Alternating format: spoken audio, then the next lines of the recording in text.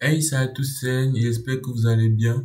Alors aujourd'hui, je dirais que c'est un chapitre plutôt relax parce qu'on va pas coder, mais je vais vous expliquer un concept très important qui est la structure, je dirais basique ou normale d'une page HTML.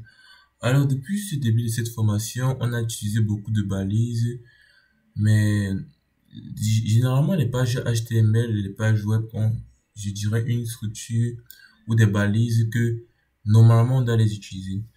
Et je crois que vous êtes un peu embrouillé et je vais vous faire voir quelque chose. Alors, c'est une image prise sur Internet qui montre, une image prise sur Internet qui montre en fait à quoi doit ressembler une page web.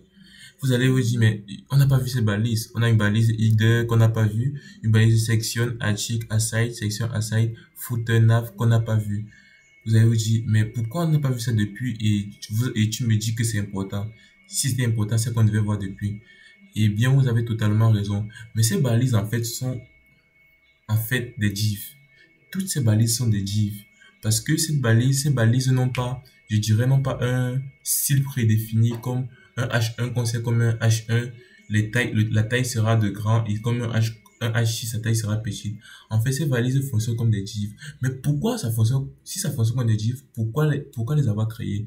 En fait, comme les noms puissent, comme les noms, comme quand vous voyez le nom, vous, vous avez déjà une pensée. En fait, c'est parce que on a le nom header qui veut dire en tête, on a section qui veut dire section, article qui veut dire article, vous voyez un peu, et nav qui veut dire navigation. Donc en fait, quand on veut créer un site web, on doit essayer d'utiliser ces balises que d'utiliser des divs. On peut utiliser les divs bien évidemment, mais les divs seront peut-être pour faire des cartes et consorts. Mais si on veut peut-être faire une navigation ou une en-tête, c'est mieux d'utiliser header. Ça ne veut pas dire que si tu utilises div, ça va pas marcher, ça va bien marcher, mais on dirait que c'est mieux d'utiliser header. Alors, sans plus tarder, je vais vous montrer quelques exemples sur des sites que j'ai pu rechercher. Ici, je vais d'abord aller sur Twitter, ma page Twitter.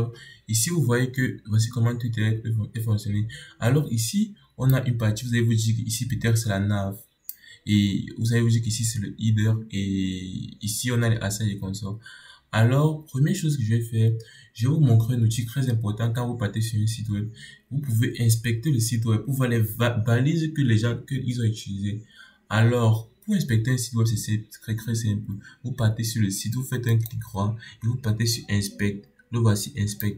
Et quand ça inspecte, une console sort. Une console très importante qui vous servira beaucoup. Une console sort. Alors, je vais mettre cette partie comme ça pour qu'on puisse voir. Donc ici, on a, je dirais, le code HTML de ma page Twitter ici. Et vous voyez que quand je passe un élément, on voit en fait. Donc, alors ici, si vous voyez ici, on a header. Quand je clique sur header, vous voyez que le header en fait correspond à la partie ici. Donc, en fait, ici, c'est un header qu'ils ont mis.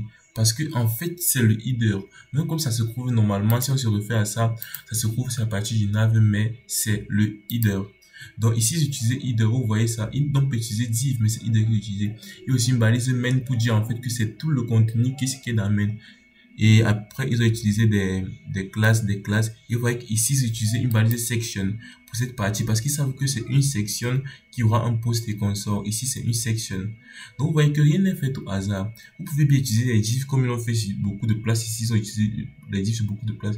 Mais c'est bien d'utiliser souvent des balises comme header, footer et consort pour avoir, je dirais, pour embellir mieux son code.